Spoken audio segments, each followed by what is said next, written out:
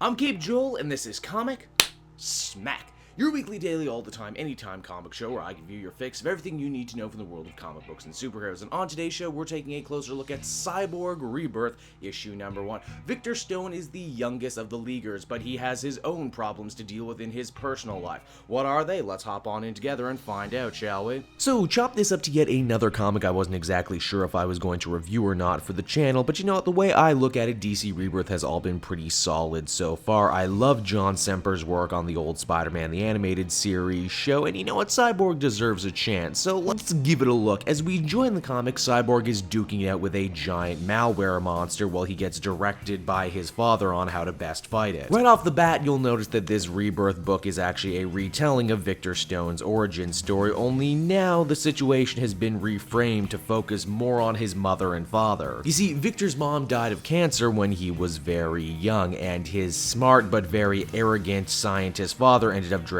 very far away from his son as a result of that. This being something of a change from the original Cyborg stories, wherein Silas and Victor didn't quite get along because Dad didn't like the idea of his son being a pro football star and wasting his mind. Even though the man who would be Cyborg was more than capable of being an all-state football player and a genius all at the same time, but it just wasn't good enough for Daddy Dearest. The relationship would be altered forever, however, when Victor was horribly hurt and his father basically had to Frankenstein him back to life with the help of the alien technology that was kept in the Red Room. He would live, yes, but against his will, he's now living on the cutting edge of transhumanism. Not quite a machine, not quite a man, but still capable of some truly amazing things. It was because of this he was eventually recruited by the Justice League, becoming their youngest member. You know, I was really hoping, what with DC Rebirth bringing back a bunch of old continuity, they would at least pay lip service to the idea that Cyborg had been in the Teen Titans once upon a time, but no, that bit still stays retconned. It seems that the malware monster has its sights set on the Red Room and the alien technology housed within there. This means Cyborg has to do everything in his power to stop the creature before it gains access to all this terrible technology. The creature tries to hack its way into Cyborg's system, but because they're in a digital dead zone right now, Victor is able to hack back and win the day. Oh hey, I see what you did there. You got some black hat tech thriller into my superhero comic. So yeah, Cyborg ends up winning the day and gets a pat on the back from his father, but things are going to get a lot worse as we find out, because the person who sent the creature is still monitoring Cyborg and his father right now. This new mystery villain, who goes unnamed in this issue, clearly has an invested interest not just in Cyborg, but in all mechanical characters in the DC universe, including the Metal Men and even the Cyborg Superman. And yeah, that's where the comic ends. Cyborg Rebirth number 1 was okay, ultimately. Then again, I was really hoping that this first issue would really grab me and give some stuff to sink my teeth into. Unfortunately, it's just a retelling of the origin, now reframed in such a way to add extra importance to Cyborg's dad. Which, again, is fine and everything, but I can't help but feel to myself that Cyborg still dealing with how his father views him, etc., is still very much a teen-centric plot, and Victor is very much not a teen. He's an adult. He's a member of the Justice League. So why are his problems all the same, I ask you? Again, this is a Rebirth issue, and it's hard to tell what the actual series is going to look like once it gets rolling, but overall, at the end of the day, I can only comfortably give this one a 6 out of 10. Hey everyone, thanks so much for watching my newest video. I hope you enjoyed it, and while you're here, why not check out another video I have on offer, or maybe if you're feeling in a supportive mood, you want to like or subscribe. And if you want to support the creation of more videos just like this one, then please by all means check out the Cape Joel Patreon. A little bit goes a very long way, and I will see you all next time.